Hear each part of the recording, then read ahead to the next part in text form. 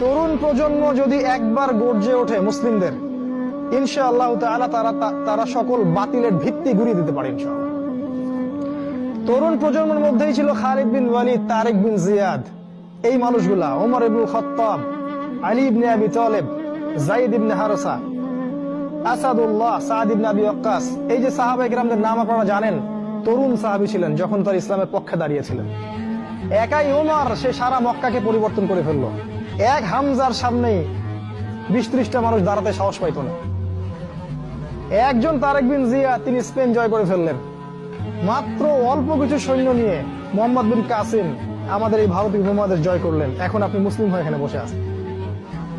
এই তরুণ প্রজন্মই পারে এই বাতিলের শিকড় উপড়ে ফেলতে। এই জন্য মাসিহুদ দাজ্জাল এবং তার অনুসারীরা খুব ভালো করে জানে যে মুসলিম তরুণ প্রজন্মকে যদি আমরা আটকাতে না পারি, তাহলে আমাদের ভবিষ্যৎ খারাপ আছে।